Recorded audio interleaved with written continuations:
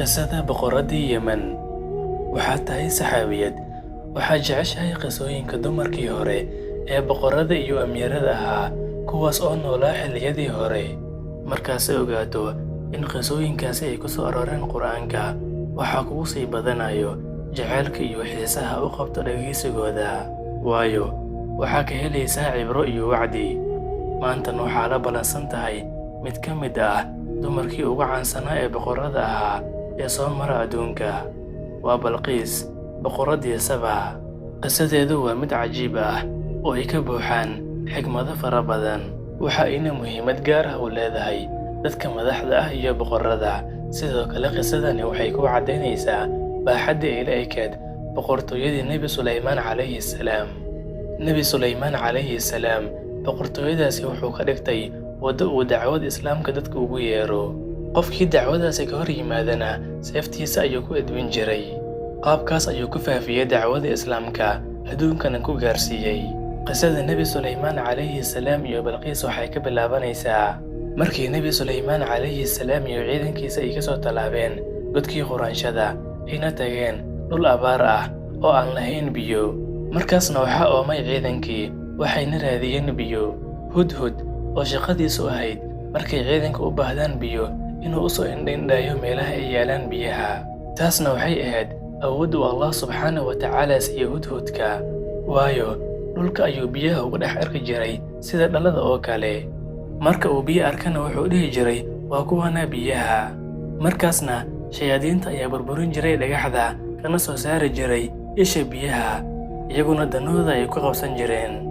ciidankii markay oomeen ayna u baahdeen biyo ayuu Nabi Suleymaan calayhi salaam wuxuu raadiyay shimbirkii hudhudka ahaa balse ma uusan helin markaasna wuxuu go'aansaday inuu ciqaabo haddii uusan ula imaan cudurdaar hudhudkii ayaa wuxuu u yimid Nabi Suleymaan calayhi salaam waxaana la weydiiyay halkuu aaday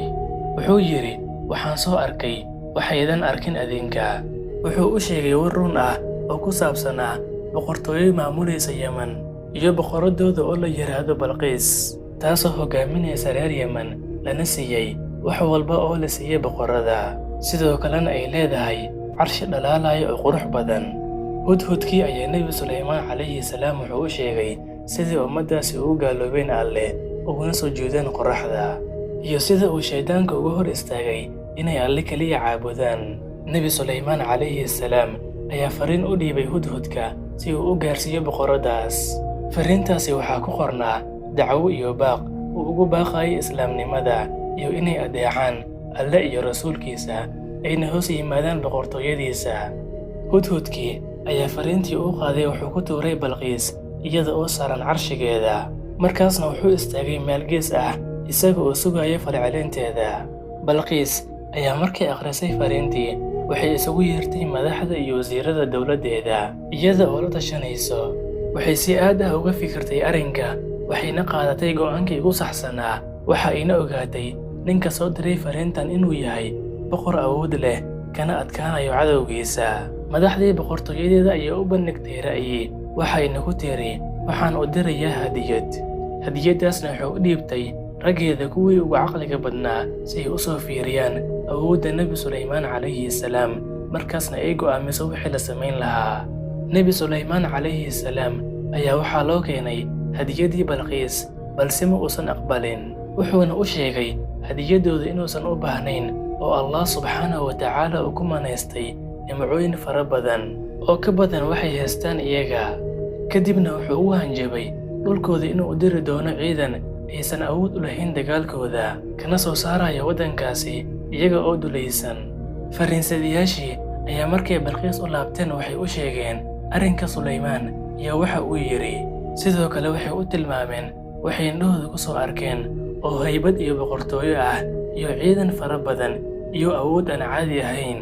waxayna u sheegeen inuu ku soo celiyay hadiyadoodii oo uusan raalli ku noqonin uuna isku diyaarinayo dagaal lagu soo qaadayo waddankooda Balqiis ayaa markii ay maqashay warka ay fariinsadayaashii uga sheegeen Suleymaan iyo boqortooyadiisa weyn waxa ay yaqiinsatay awooddiisa xad-dhaafka ah inaysan u lahayn awood ay ku qaabisho markaasna waxay fariin u qortay Suleymaan iyadoo u sheegayso inay soo aadayso xaggiisa si ay u soo aragto dadka wuxuu ugu yeerayo. Waxay soo wadatay ciidan xooggan iyo hogaamiyaasha dowladdeeda. Nebi Sulaymaan calayhi salaam ayaa markuu ogaaday in Balqiis ay xaggiisa soo aaday, wuxuu diyaariyey qasri weyn oo dhalo ah. Meesha la marayana waxa uu ka dhigay biyo, dushana wuxuu ka saaray dhalo, waxa uuna ka buuxiyey malaay iyo xayawaano fara badan. Sulaymaan calayhi salaam wuxuu rabay Balqiis inay aragto baaxadda boqortooyadiisa iyo inay aragto waxaysan hore u arkin. Carshigeediina wuxuu keenay qasrigiisa si uu ugu noqdo waxa ay ku fariisan lahayd. Carshigeedii oo yaala Yemen ayaa waxaa loogu keenay ilbiriqsi. Markaasna wuxuu amray in wax laga bedelo si uu ugu imtixaamo iyada. Balqiis markii ay timidna wuxuu yidhi qasriga ha soo gasho, isaguna wuxuu ku fadhiyey markaas carshigiisa. Balqiis ayaa markii aragtay waxyaabaha cajiibka ah iyo awoodda Sulaymaan ayaa waxay qaadatay diinta Islaamka oo waxay rumaysay nebiga Alle, waxayna ka dhex baxday gaalnimadii ay ku jirtay markii hore. Saxaabiyadda, mar walba albaabkaaga ha u furnaado cudurdaarka oo weligaa ha qaadan, hana xukumin wax aan ku caddaanin. Qof maqanna weligaa go'aan ha ka qaadanin adigoo aan maqlin waxa uu leeyahay. Saxaabiyadda, haddii laguu sheego xaq, waxba ha iskibrinin, hana isqaadqaadin ee tawaaduc sameey. Xaqa marka laguu sheego inaad celiso waa kibir. Qofkii kibir yar oo qalbigiisa ku jirana janno ma lahan. Balqiis markii aragtay boqortooyada Sulaymaan iyo xaqnimada nebinimadiisa ayay raacday. Saxaabiyadda, xilliyada qaar hadday kugu caddaato inaad ku qaldan tahay waxyaabaha qaar, ka cudur daaro oo ka toobadkeen. Waayo cudurdaarka iyo toobada waa tilmaamtii aabbaha Aadam oo markii uu qaldamay wuxuu u degdegay toobada. Ee adigana noqo sida aabbaha ee shaydaanka waddadiisa ha raacin. Ee adigana noqo sida aabbaha ee shaydaanka waddadiisa ha raacin.